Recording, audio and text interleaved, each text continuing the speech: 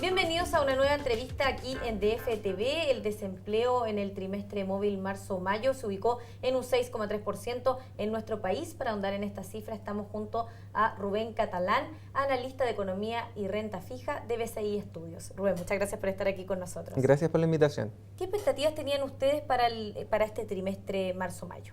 Nosotros efectivamente estábamos pensando de que la tasa de desempleo iba a subir.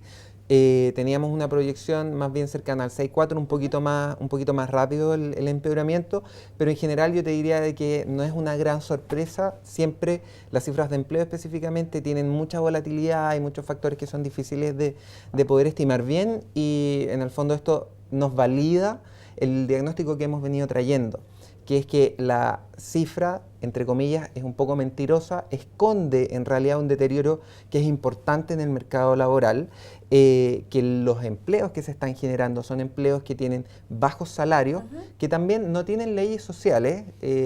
Eso dificulta, por ejemplo, la obtención de seguros de desempleo, ¿cierto? Está todo ese tema asociado, pero que es más bien de política económica, que es más, no tanto, digamos, en lo que nos atañe a nosotros, que es para ver dónde va la economía. Y donde ahí lo que sí nos importa es que el salario promedio que acceden esos trabajos es bastante menor. Rubén, ¿qué debiéramos esperar entonces para los siguientes trimestres en materia de desempleo? Nosotros sí o sí estamos esperando que la tasa de desempleo suba. Ahora, hay temas metodológicos que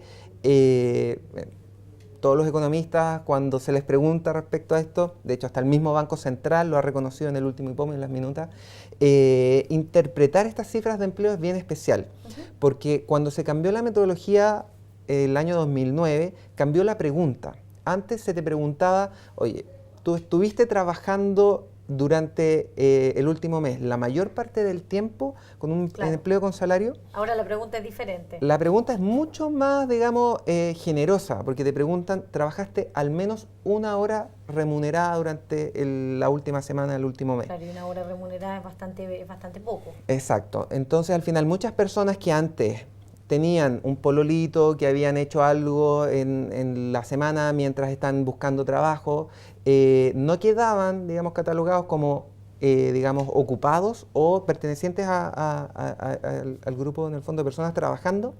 Hoy día sí quedan considerados, y por ende la tasa de desempleo frente a un empeoramiento en el ciclo no tiende a subir tan rápido, con tanta fuerza. Nosotros no tenemos una estimación, digamos, formal de cuánto sería, porque no la podemos hacer, dado de que, como las preguntas no son compatibles, no nos podemos cambiar de escenario. Pero creemos de que el deterioro que hemos visto en el mercado del trabajo es consistente con una cifra de desempleo en la metodología vieja que al menos estuviera por sobre el 7%. O sea, ya en el tercer trimestre debiésemos ver una cifra mayor. Es que ahí está el punto, porque al final, como esta es la primera desaceleración cíclica que tenemos con esta metodología, no tenemos tan claro de si se vaya a reflejar o no. Claro. ¿Ya? Entonces puede ser de que la tasa de desempleo se mantenga baja. Nosotros esperamos que suba. Vemos de que hay señales claras de que se están destruyendo empleos en la economía. Hay bastantes sectores que están muy poco dinámicos, y los pocos que estaban con creación, comercio, digamos, era el más importante, se están desacelerando. En las cifras de abril, comercio estaba creando en 12 meses más o menos 80.000 empleos. Con este nuevo dato, eso pasó de 80 a 30.000. O sea, es un deterioro muy fuerte.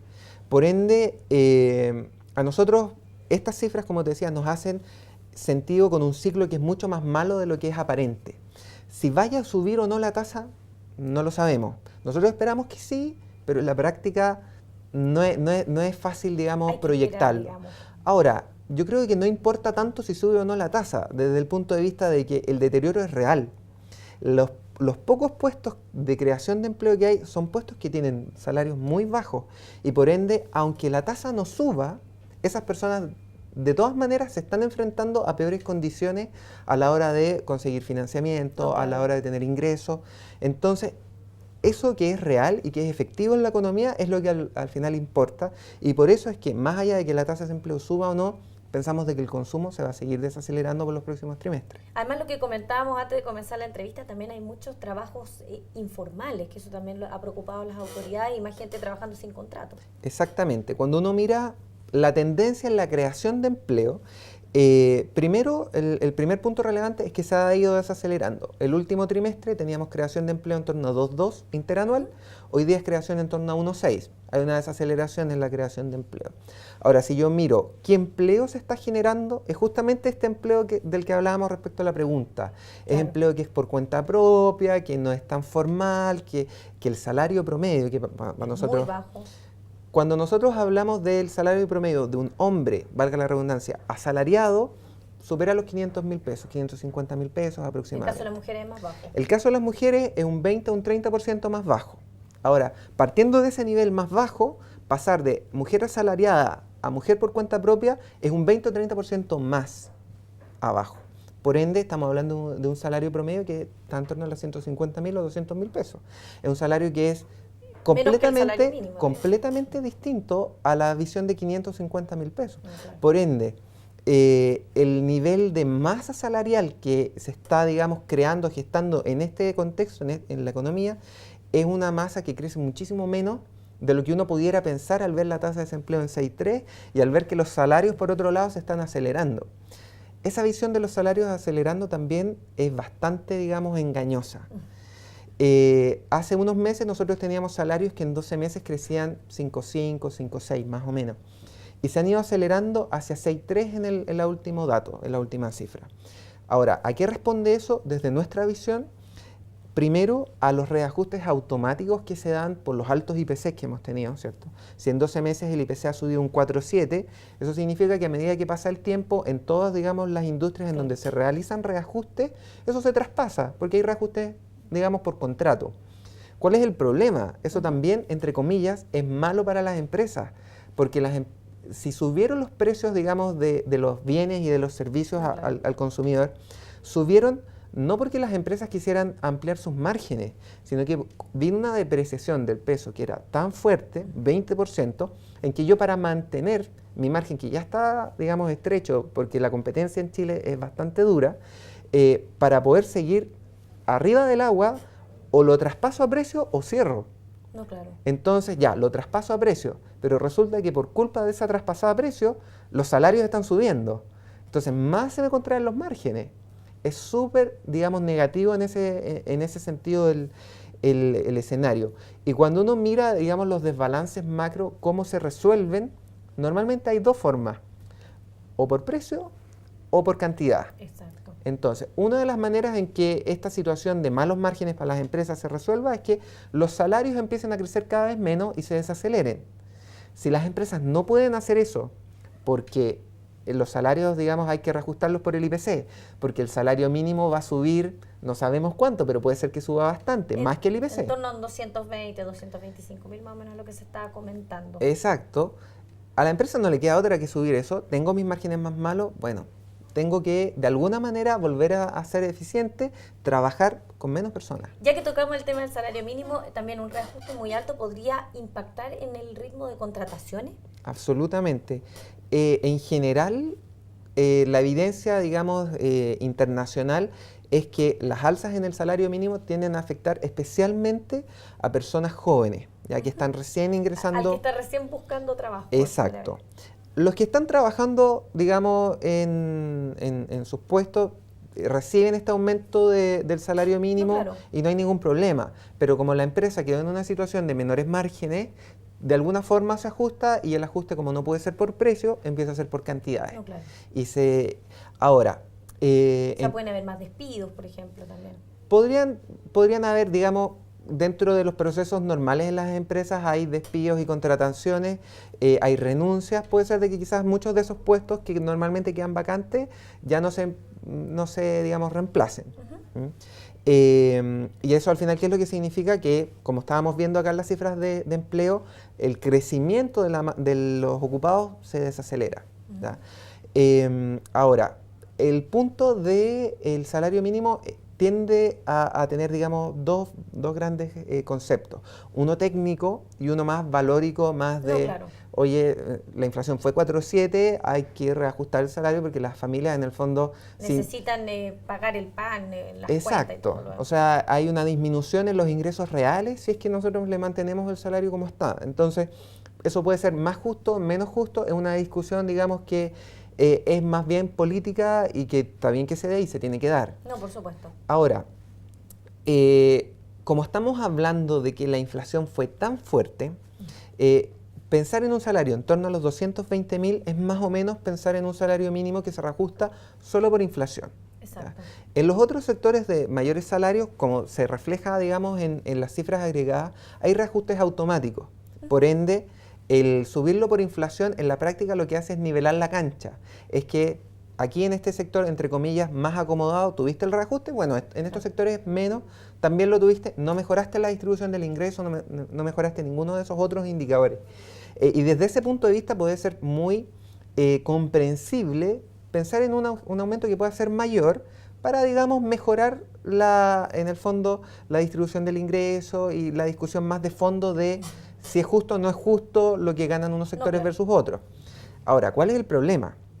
Y siendo absolutamente pragmático y realista, hay estudios que dicen que en épocas de desaceleración el efecto sobre el empleo de las alzas en el salario mínimo es más fuerte de lo normal. Que en una época normal, digamos. Que en una época en donde tú estás creciendo en torno a tu potencial. A un 5%. Claro.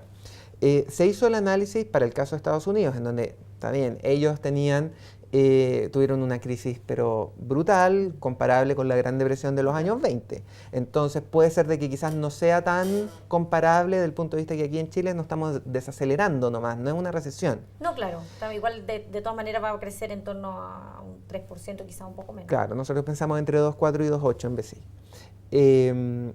¿Y qué es lo que se encontró para el caso norteamericano? Que la elasticidad, en el fondo, de cuánto cae el empleo versus cuánto se sube el salario mínimo, se había duplicado. O sea, en una época de crisis estabas destruyendo el doble de puestos de empleo de los que hubieras destruido en una época normal. Entonces, eso nos lleva acá a Chile. Las elasticidades, hay muchas estimaciones, pero lo último que yo he visto se piensa más o menos en torno a un menos 0,3, una cosa así. O sea, sobre un 1%, digamos, el salario, eso es un 0,3% menos de ocupados, de empleo. Eso podría ser bastante más en esta coyuntura. No sé si el doble, pero más de lo que estamos acostumbrados. Entonces está bien. Queremos mejorar la cancha, queremos nivelar, queremos que esas familias tengan salarios que se reajusten en términos reales, perfecto. Pero eso va a significar de que hay un pequeño grupo de familias que antes tenía ingresos y que ahora no tiene ingresos. Entonces, ¿cómo es que uno pone en la balanza que todos estén un poquito, o sea, que todos pierdan un poco por inflación? O sea, al final podría ser un arma de doble filo. Absolutamente. Una alza muy alta del salario mínimo. Y por eso es que dentro de la discusión es muy complejo el tema, porque uno trabaja acá sobre modelos, sobre estimaciones técnicas, que uno puede decir, mira, yo espero que el impacto en empleo sea tanto, más, menos, etc. Claro. Pero al final la decisión de, está bien, yo voy a mejorarles a un grupo un poco los salarios, pero voy a dejar que otro grupo pequeño, pero otro grupo deje de acceder al empleo, versus que todos pierdan un poco, es una discusión que no es menor. No. Requiere un debate. Requiere un debate que, desde el punto de vista de nosotros como economistas, como analistas, nos gustaría que fuera institucionalizado, que fuera transparente, y que al final no estuviera tan, digamos, ligado a lo que es el ciclo político, sí, a lo que es la coyuntura, sí. a lo que es... Porque al final nosotros pensamos que se puede ser transparente en cuáles son los impactos, cuáles son los efectos, y después dentro de la discusión amplia, quizás un comité, no lo sé. Y llegar a un consenso. Se llega a un consenso y ok. Cifra adecuada, digamos. Claro. Pero al final termina siendo, digamos, más bien una negociación de un tira y afloja, y muy difícil de llegar a un consenso. Además. Sí, sí. Entonces, en esta coyuntura eso es especialmente peligroso, porque aunque las cifras de desempleo parecieran ser muy buenas, en realidad hay un deterioro importante en el mercado y lo más probable es que si tenemos un shock adicional por un alza muy fuerte en el salario mínimo, peor, va a ser peor. Rubén, muchas gracias por haber estado aquí con nosotros comentando las cifras de desempleo y también algunos aspectos del salario mínimo. No, un gusto que me hayan invitado. Y a ustedes los esperamos en una siguiente entrevista aquí en DFTV.